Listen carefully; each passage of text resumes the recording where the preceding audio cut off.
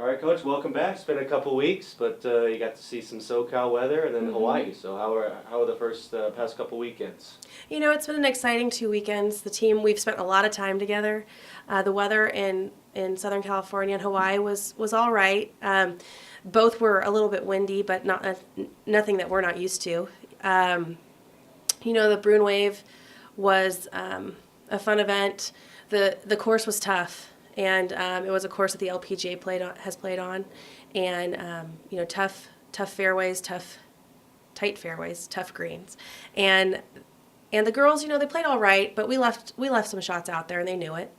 But we moved on to Hawaii, and where we had a really rough first round, and then really fought back. So that was exciting to see the next 2 rounds really fighting back and putting ourselves in a position to beat some teams that we need to beat, and just consistently and trying to move up and improve week to week. And it's been a lot of golf, but a lot of fun the last couple weeks, and a lot of learning, which is important with a young team. Talk a little bit more about the Bruin Wave Invitational. You had UCLA, you had Pepperdine, a couple of top 10 ranked teams out there that were hosting the event. But you guys finished 11th, four spots better than last year, and then you were 2 strokes away from a top 10. So you guys are playing well, and you're playing against the elite competition. That's got to be something that you like to see. It is exciting. When it comes down to, in a tournament, there's over 900 strokes, way over 900 strokes at that one, especially with the scores. And when it comes down to 2 or 3 strokes, it's sometimes hard to take. But again, to see that growth and development in the team and then individual players as a whole is just so exciting for the program. And they work hard, and they're going to continue to improve and grow and really stay focused on what's important, which is getting better together and individually. And you continue that improvement over the spring break. You guys go out to Hawaii and you finish 7th, and that tournament you improved a couple spots again from last year's tournament. 1 stroke from the top 6. I hate to emphasize that, but you guys are close. And what do you need to do over the next couple of weeks to kind of make sure you finish in the top 10 and cut those strokes down? I think the thing is that when a team is really on the verge of really making that next hurdle, they get a little greedy out there. One of the things I've talked to the players about is eliminating the others, which would be a double bogey or higher. And a lot of times those are, players make those when they're trying to save a par, when sometimes they just need to make a bogey. Bogey's not the worst thing in the world, but those others really get us. And that's what happens as players improve and get better. They start to believe that they can, and maybe sometimes take some risks where the percentages aren't there.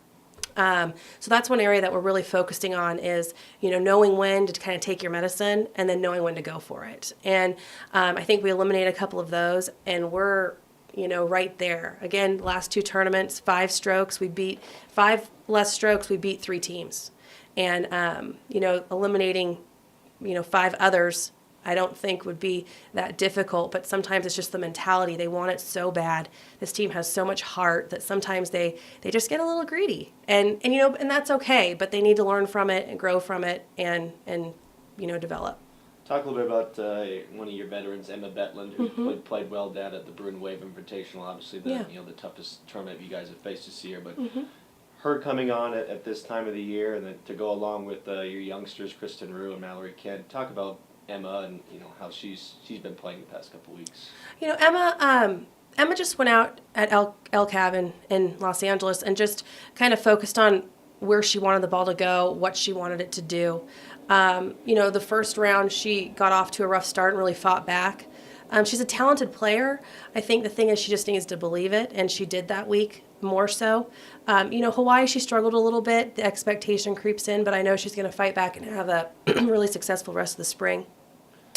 Next week you head back down to Southern California for the Anteater Invitational. Talk a little bit about that tournament. Is that kind of another fun one for you guys? Yeah, I think it'll be a great week. I think the girls are a little bit tired, and this week's been good for them to, be able to practice, kind of get back to basics, what they need to work on.